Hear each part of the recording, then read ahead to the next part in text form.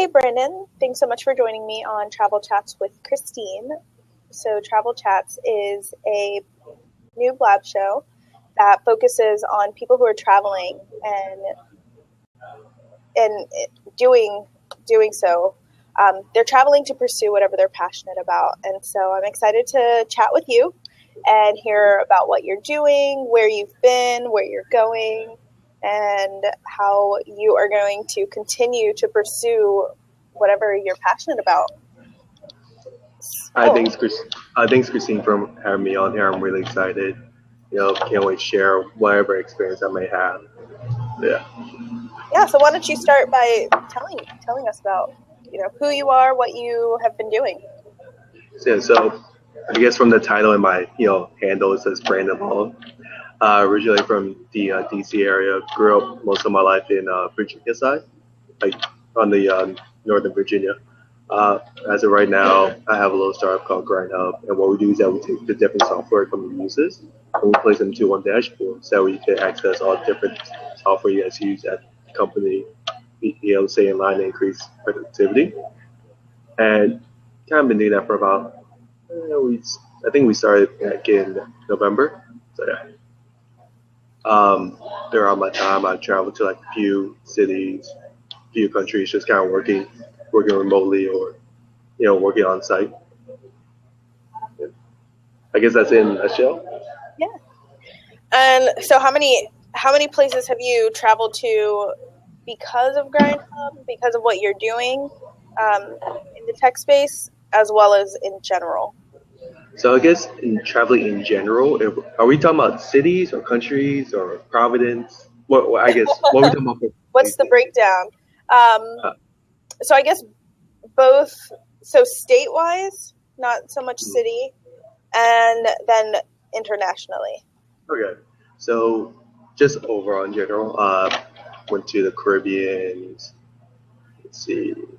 I mean, pretty much from New York City and downward, heading, let's see, I think South Carolina, China, San Francisco, Vietnam. I think that's about it as of right now. So yeah, hopefully I get a few more on there.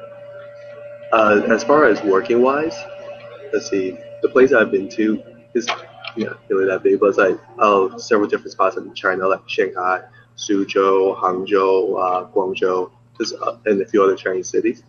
In States, I mean, there's Bmore, Philly, New York. Been meaning to make it up to Boston, but I haven't had a chance. And San Francisco, and a couple of other ones I can't remember. But yeah, I'm hoping not to stop anytime soon. So yeah, keep on traveling the world. Yeah. So what do you speak multiple languages? So my family, although both my parents originate from Vietnam, we're a mix of like Chinese and Vietnamese. And the specific Chinese tribe we are is called, we call ourselves Diju, but in Mandarin they call us like Chao Zhou Ren, and Cantonese they call us Chu Jia Yan. So in my family, we speak our specific language, along with Cantonese and Vietnamese. And my parents know Mandarin. I kind of know a little bit, but not that much to really go off on. And I mean, since we live in the States, Spanish also. But yeah. Okay. I'm sure that comes in handy when you're dancing. Actually, not really. Just because like both salsa scene or bachata scene is really diverse. So if we go to a Latin club, that's something different. But if we're going to like a salsa club, it's pretty diverse. So we just stick with English. Yes. And so where has been your favorite destination so far that you've traveled to? Favorite destination? I don't know. I really like a lot of the places I've been to so far because they all are unique in their own way. And I mean, as you know, like when you go to different cities, states, countries, they're pretty different from DC, but you find some commonalities between them. I think on my top, if I had to choose 5 of them, I would say Shanghai, New York, one of the cities in the Virgin Islands. Oh, wait, how many is that? 4? So I could choose one more, right? I was going with 1, but yeah, sure, we can make it a list. So yeah, I mean, I can't pick. which one I like the most. They all give me the experience. Mm-hmm.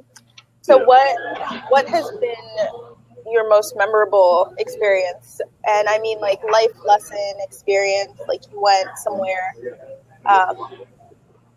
that you probably, if you were just at home, wouldn't have experienced this. Like, what was a good eye-opening moment while you were traveling?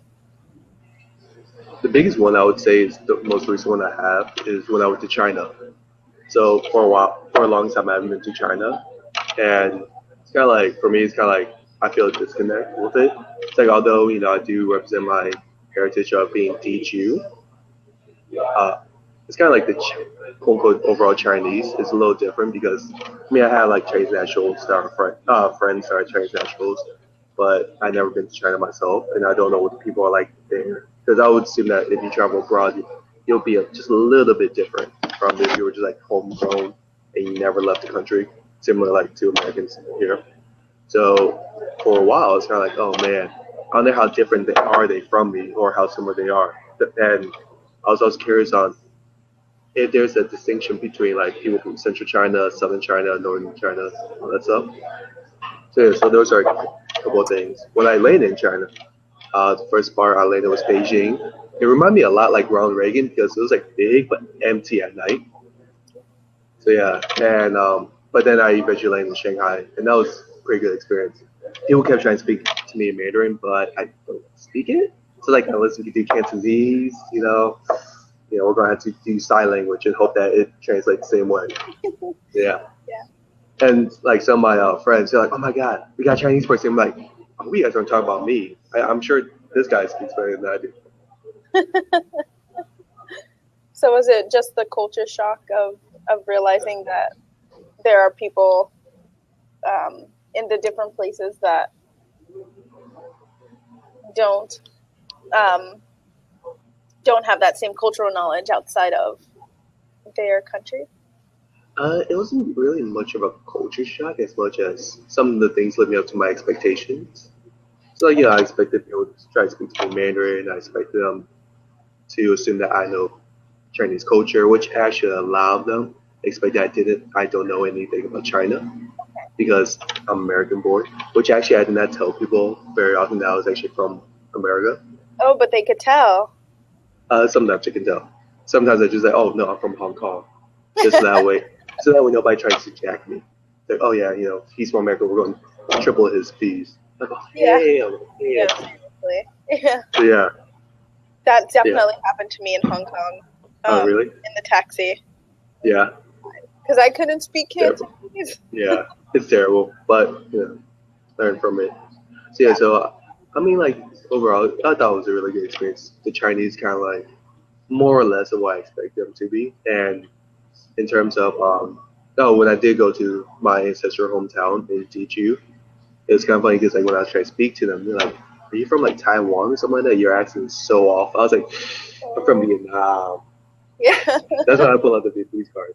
And they're like, "Why do Vietnamese know how to speak Teochew?" I'm like, "Oh, because my parents, Yeah.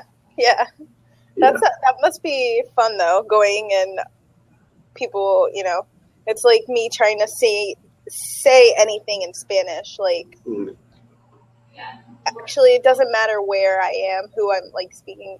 Every Latin culture has their own dialect and like accents on different things. Mm-hmm. But like I recently did a song in Spanish, and all of my friends are like, "Yeah, you can definitely. You have no accent from any place at all." Yeah, like I feel bad because my girlfriend, her grandmother speaks Dominican style Spanish, and it's like when I speak to her mom, it's like it's okay. I mean, I might have missed a few words here and there, but we'll still be able to converse. Okay. Whereas with her grandmother, I feel bad because I'm just sitting there smiling like, "Oh, okay." Because you don't know, it's so fast. Yeah, it's like really broken also.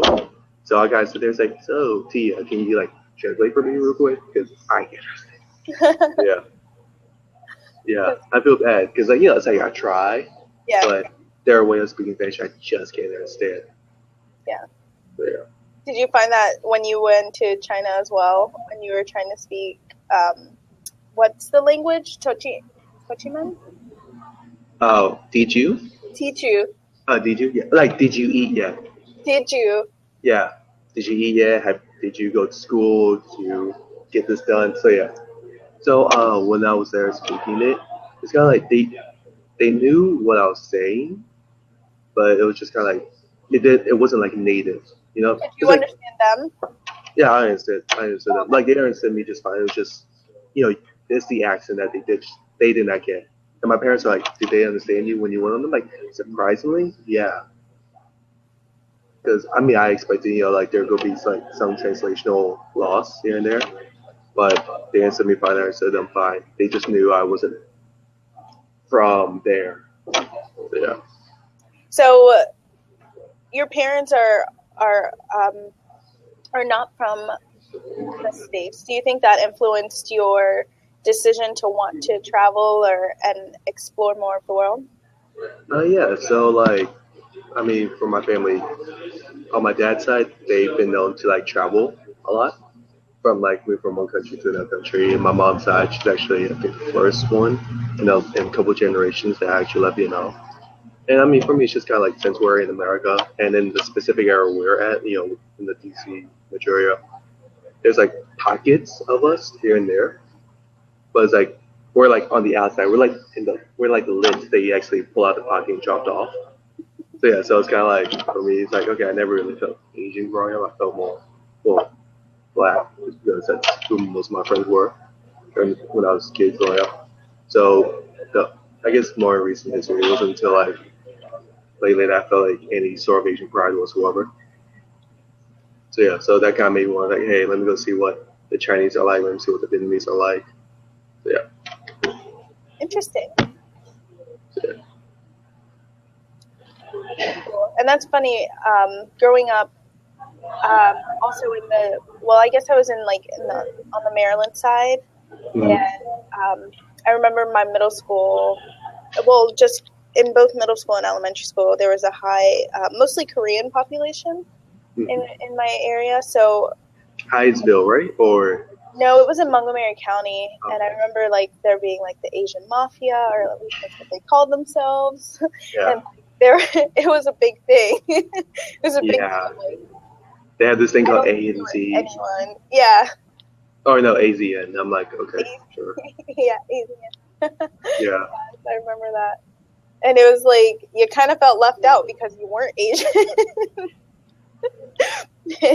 Even when I saw that, I still felt left out. So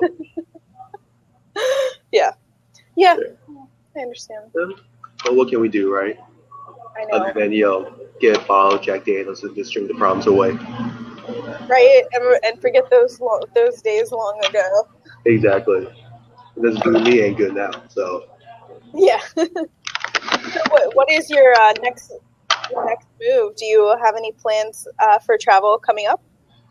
So probably do a little bit of New York. So we're gonna go to New York City, do some work there, and kind of like check out the city a little bit more. Maybe I can help an investor or two. Like, hey, got this thing called right now. If you want to give me some money, yeah. Let me help an investor. Let me. I love that. Yeah, let me help you by helping me by helping you. Yes. Let me help me. Yeah. How about you? Do you have anything? Traveling. I am going to Atlantic City next month. Planning a bachelorette party. Sounds like fun. Yeah. I don't know how I get to plan these things, and I don't know. But yeah, hopefully it'll be fun. Yeah. That's the next thing, and then maybe some California tripping. Okay, that's cool. Or not. Oh, if you do, don't go with Frontier or Spirit. Why? They have horrible customer service. Okay, I don't know if I should be saying this part on air. What? No, this is good. This is good for anyone who tuned. Oh well. Yeah. Just be mindful of your words so they don't, come back with libel. Well, actually, it won't be much libel just because if they did fuck up, they actually have it on their system. Hopefully they do. Frontier was just horrible. Yeah, like if you Google it, they have a lot of bad reviews. Yeah, a lot of people piss off customers. For us, So my girlfriend, she was trying to go to San Francisco, and we got her there an hour early, right? And for some reason, the checkout system was not working properly, and they clocked her in at 5:16. There were other people that came in there like 2 hours prior to the flight, and they couldn't even get in as well. And one of the things they told us was to wait at the airport for the next associate to come up and correct the problem. But I didn't have much faith in it simply because the person that was supposed to help us before just pretty much brushed everyone off. And the supervisor said he's not going to come out and deal with it. He'll just tell us to call Frontier to handle it ourselves. That was like the first red flag. And that's when the customer You were service at the like, hey, airport. Okay. yep, yeah, supervisor didn't want to come out. I was like, and from there, we called the Frontier. That's when they told us to wait there for someone to come up and make the corrections. Nobody came. We waited until 8 o'clock, called them again. They told us something else, and we weren't satisfied. Then had to call back a third time, right? I'm already pretty much pissed off by that. And the next day, we still did not get it resolved, by the way. And then the next day, we tried to resolve it, and that didn't work. And then yesterday, I called in, and I was done.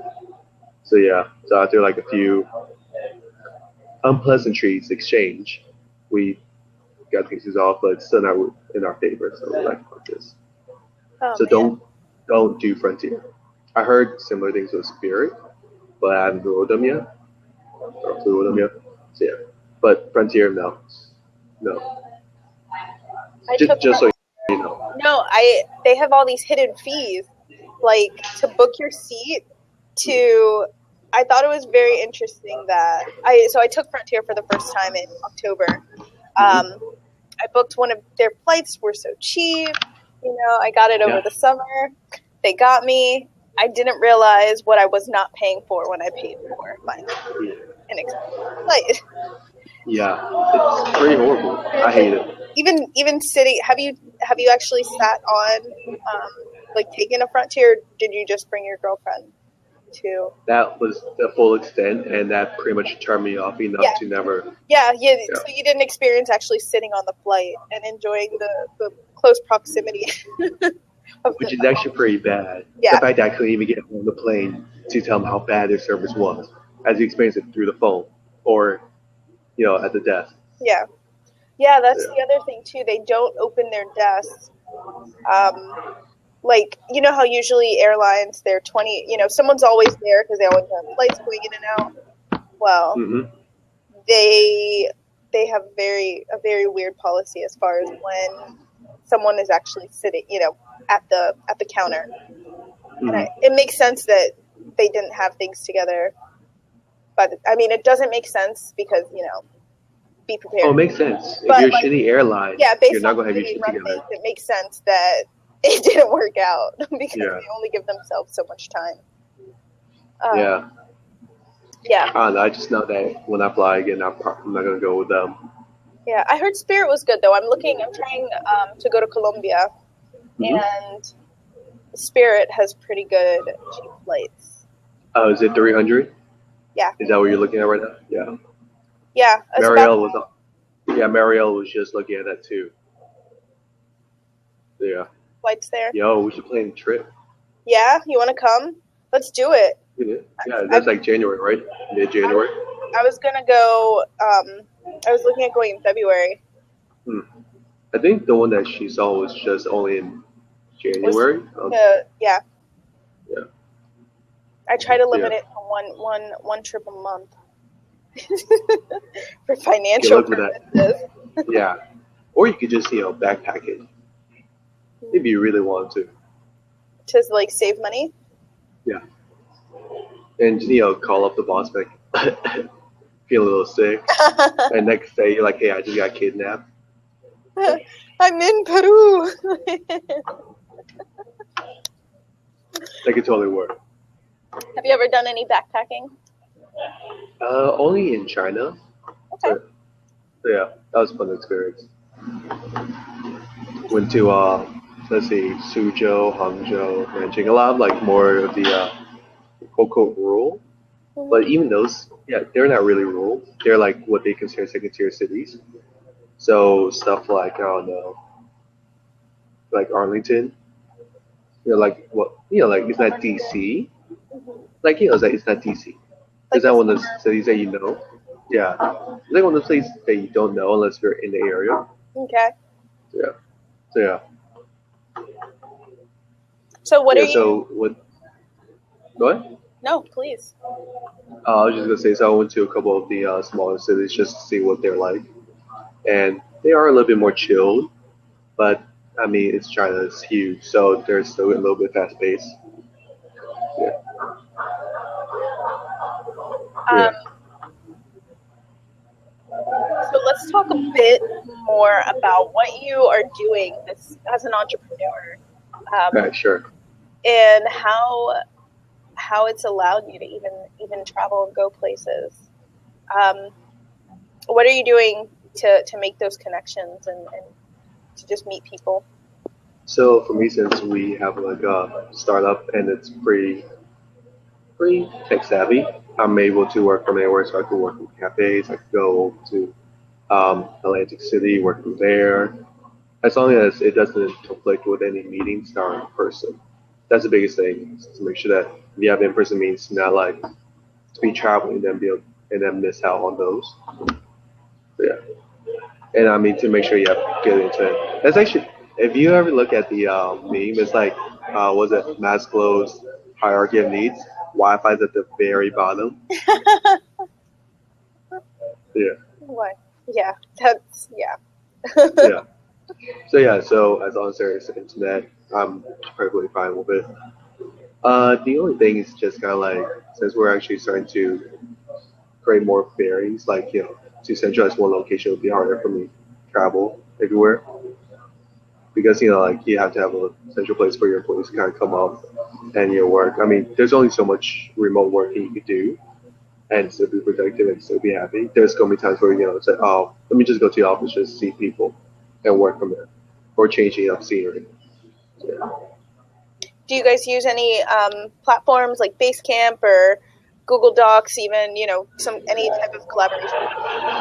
Everbudge. So yeah, so right now, we pretty much build out our product Grind Hub, which is supposed to facilitate like a platform to integrate all the different services that we have.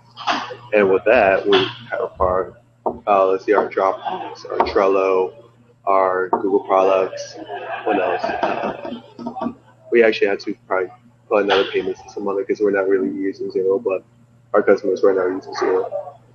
So yeah, so that's pretty much how we've been saying it. And Slack. And Slap? Yeah. But like we're building our own internal messaging tool just that way so that we could kind of like limit the amount of services that customers need and just use it directly from Grind Hub. Yeah, and it'll Yeah. be more secure, I'm sure. I mean, Yeah. those I mean platforms Slack are is made for they're made for yeah. companies to use and collaborate, but Right. But it's kinda like if you're gonna be on our platform, do you really need to pay for Slack when you can yeah, just use true. ours? Yeah. And if we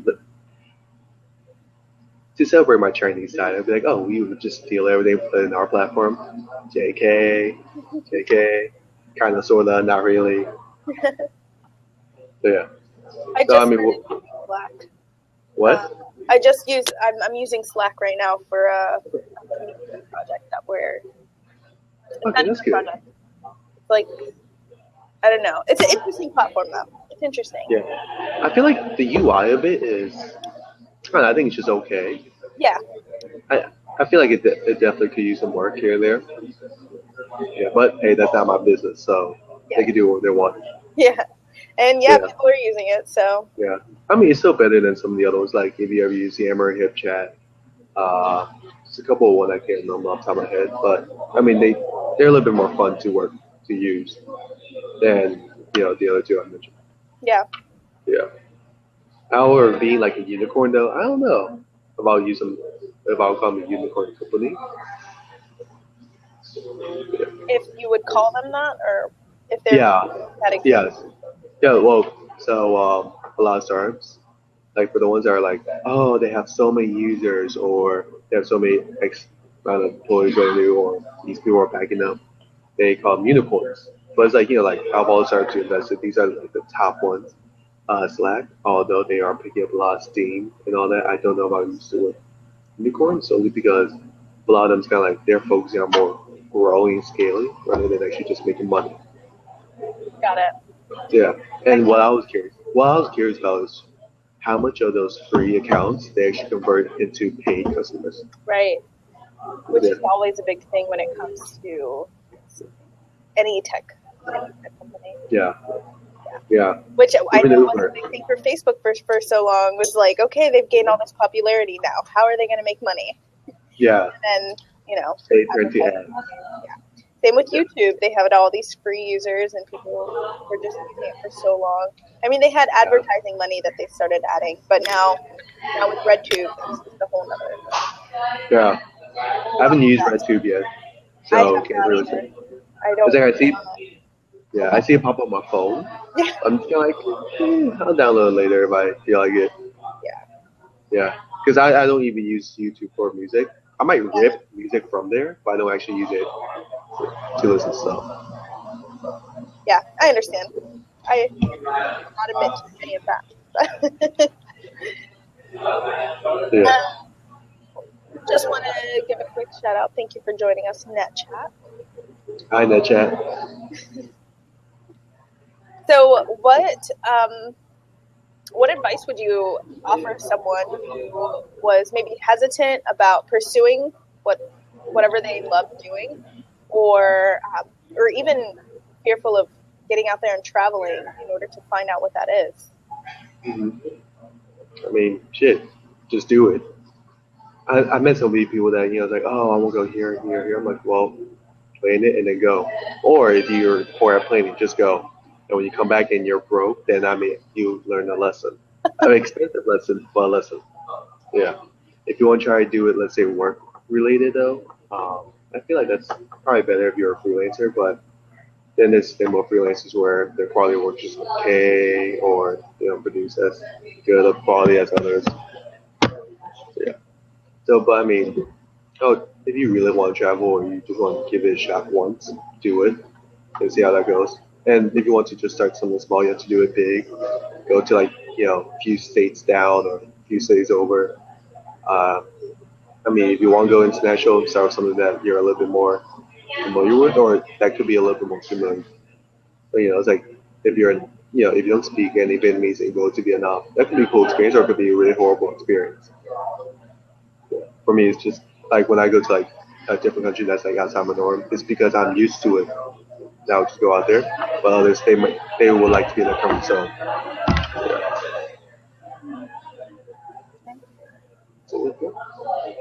So, do you have like your own personal motto or quote that motivates you and that you live by to keep you going and focused? Actually, it's probably just get shit done.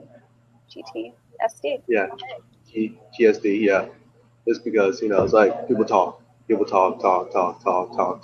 blah blah blah, but actually doing something is a different story.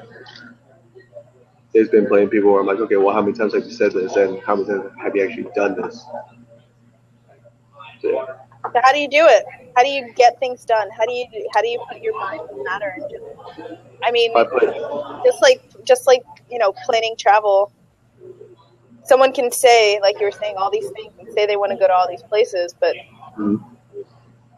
what do you think? How would you encourage someone to just do it? So I would just be like, hey, we have a laptop or we have our phone right now. Let's pull it out. Let's look at the flight.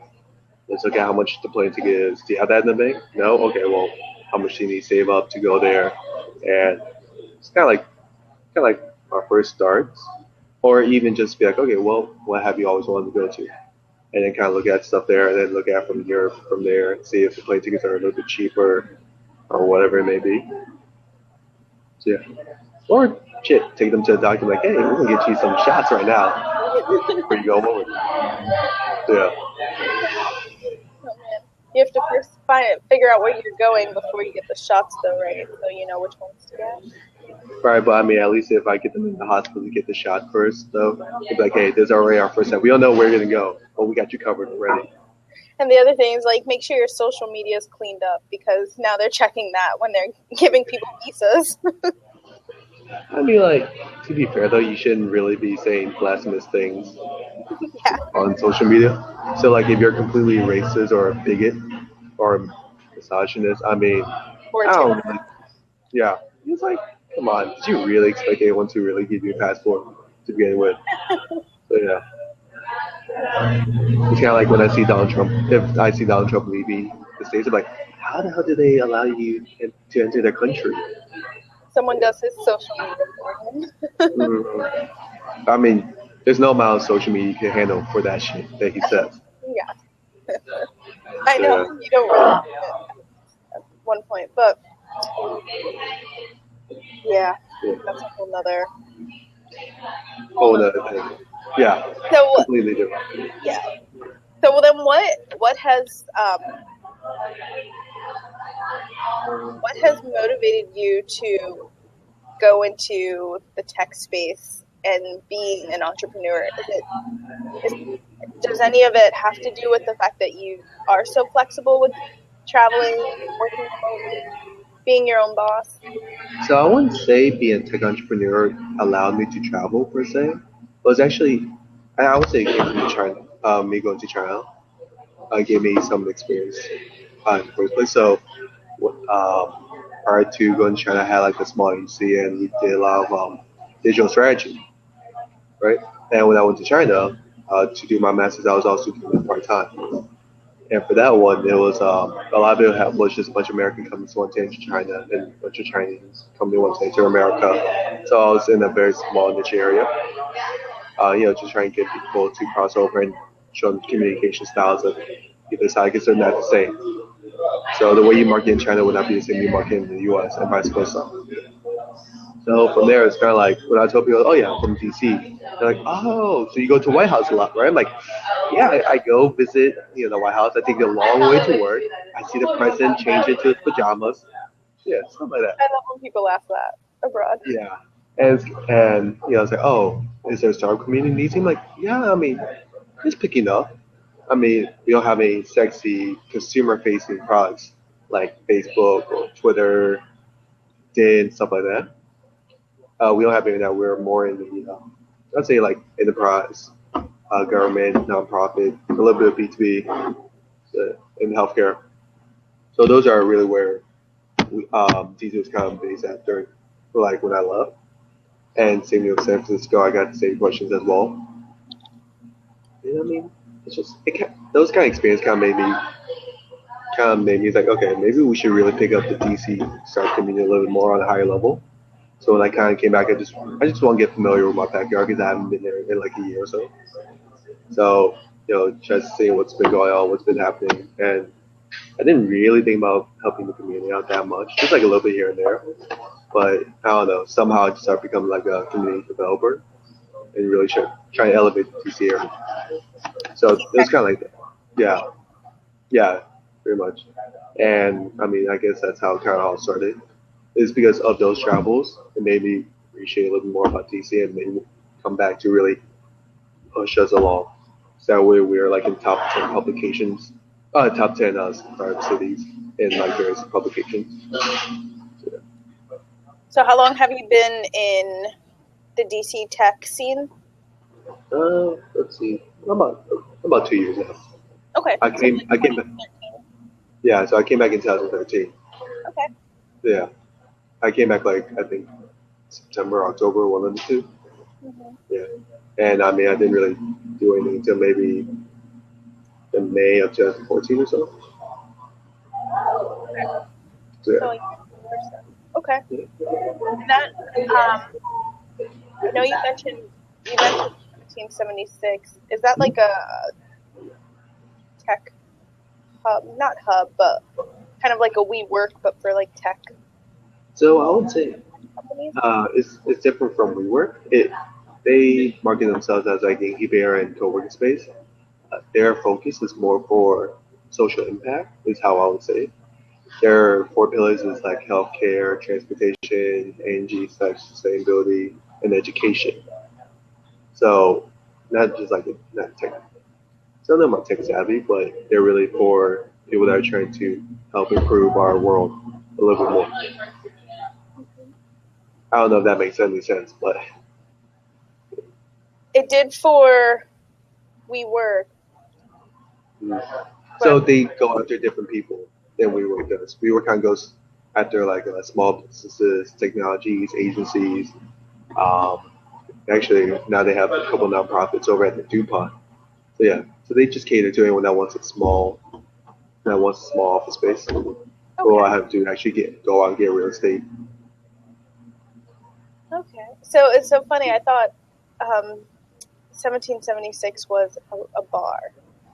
1789, is that what you're thinking of? Or 1786? Maybe.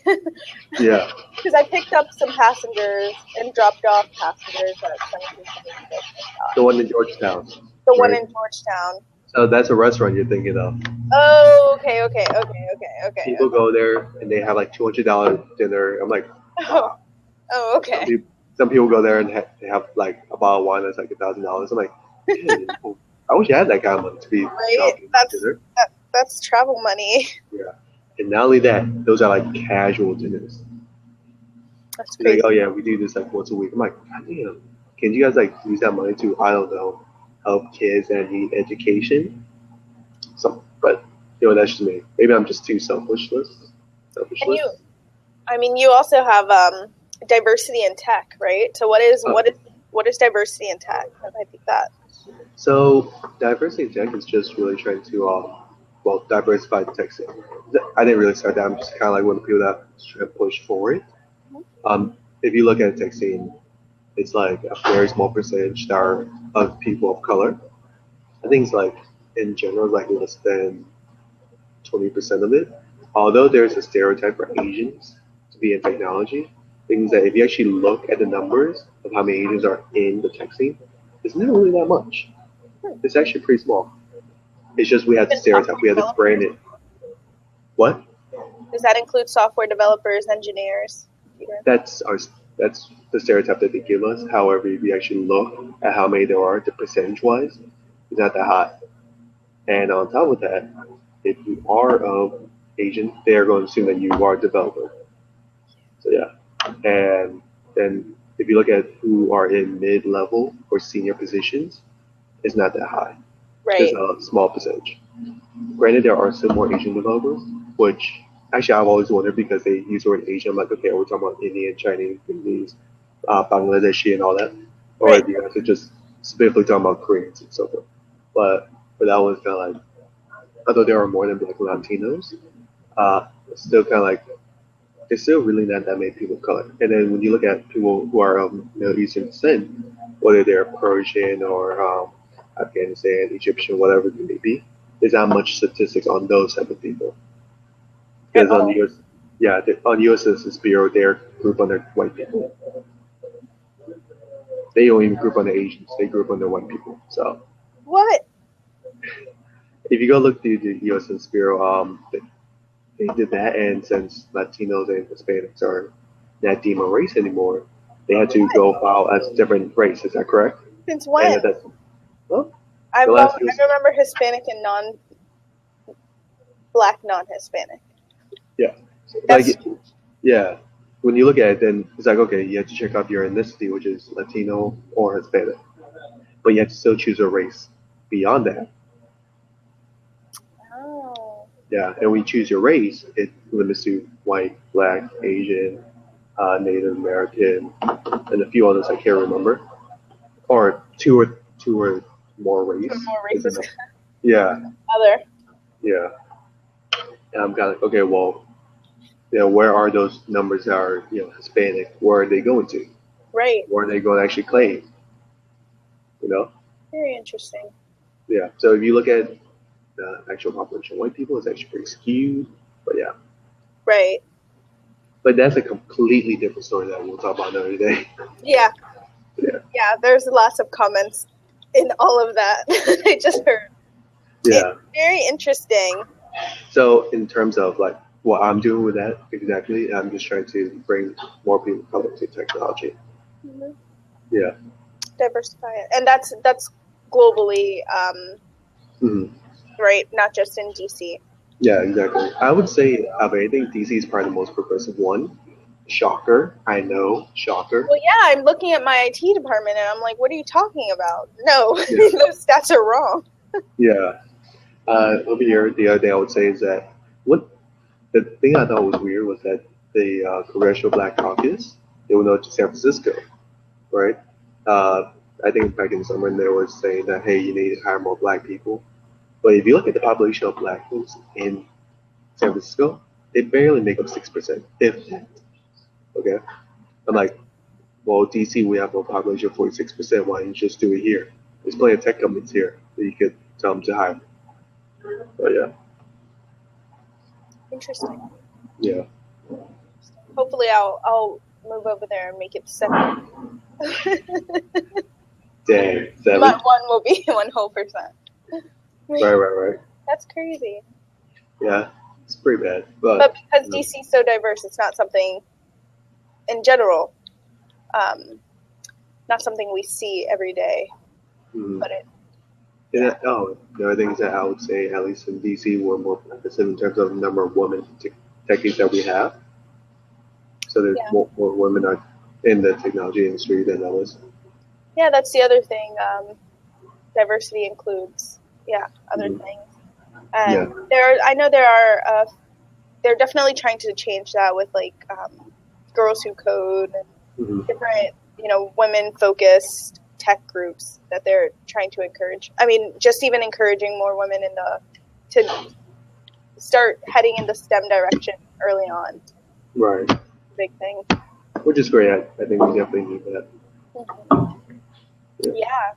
There's so much, so many reports on how women, having a diverse C-suite or board or whatever it is, definitely, department increases not productivity, but your returns are generally always greater. But I think that goes for diversity in general because you have perspectives from so many different backgrounds. Right. I mean, I think diversity is a way. It's not just a fact. It's more like, hey, we have to actually be a little bit more socially progressive. And if you get like people with different backgrounds that are different from like, say, general white guy or the general Chinese person, and it's kind of like build different products that cater to a lot of different folks, and that and then you'll get new markets that you did not think about before. It actually does have money, but you never know time to notice them. Yeah. Get some of the Arab money. Yeah. Cool. Do you have any other questions? I do not have any other questions. So what I want to start doing is opening up the floor to people as far as, actually unlocking a seat and allowing people to come in and ask questions. I mean, right now, looking at the current status of our attendee roster, that will be something for 2016. Right. That's cool. But I do want to say thank you for chatting with me and sharing about your travel experiences. Do you have one final travel story that you love to tell people? One travel story I love to tell people. So many. I'm not sure which one to start with. Oh, so I guess this is not really travel as much as just a random story. So I'm in the metro, okay? In Shanghai. And I'm just sitting there with my headphones on and I have my Chinese suit, just kind of chilling, not doing much. And then these two girls, they just stood up from the seat and they were walking towards the exit to get off the train. Which, by the way, Chinese trains are amazing. I wish we had them here. They're very clean. They're more efficient, quicker. Oh my god. Anyway, so like the train, it actually started moving while telling people, right? And one of the girls had tripped and she was about to fall. And I'm just kind of sitting there against the bar, and then all of a sudden I just stuck my arm out. Yeah. So I got my arm and I caught her right there. And I just got low. Like, so, and then that was it. I didn't have anything else to say. You just caught her and let her go.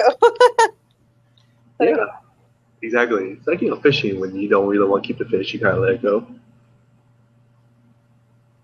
Let's see. Oh, wow. Fight corruption in the world. Did Oh. you want? Did you want to talk that? You want to take that one on? Fight corruption in the world, you know? It's a great question. A little bit much for a travel chat, but I don't know that we can fight corruption, to be honest. mm, Just because people are humans. Corruption's always been something that exists, and people have always and will always be innately just selfish. And I don't think that's necessarily a bad thing. It's just how we have grown up. Survival of the fittest, because I'm going to watch out for me before I watch out for you. And unfortunately, people take that to the extreme. And once they keep looking out for themselves, then corruption is bred. I feel I'm not well versed on the corruption. I was gonna say the CIA work was it fact book or workbook, something like that. They published like an index of the top countries that are corrupt, and I don't remember who was at the very top, but I think India was in the top 5 or so. Really? Yeah. Anyways, I thought that was kind of interesting statistic. They pretty much benchmark it according to like number of bribes that are taken, number of. Well, you made me super interested to find out. Yeah, Google it. Ooh, it's a Somalia's pretty up tie. there. It's a tie between Somalia and North Korea. Go figure there. Right. Followed by Sudan. It does not say whether that's North Sudan or South Sudan. It's probably dated right now, so. Well, it's from August 2015. Really? So they don't actually distinguish between North or South? Oh, they do not. However, I'm finding out because South Sudan is number 5 that they must have been talking about the Original Sudan. Original Sudan. Yeah. In between Afghanistan, which I find quite interesting. Mm-hmm. Some of these aren't surprising, though. Iraq, Turkmenistan, Uzbekistan, Libya, Eritrea. I'm surprised at Eritrea as well, but I don't know too much about the country. Mm-hmm. And all of the stands. On the Earth stands. Staying united, right? United. Yeah. Was it United Stands? So I don't know. Bad joke. Yeah. But yeah, sorry, Masood. We could not answer your question better, but I think that it leaves us on a great note to say thank you for sharing and chatting with me about what you are doing to pursue your passions while traveling. Thanks for having me on. Good luck with the rest of the shows. I hope I see more of these. I'm a tour feast. Yeah, definitely.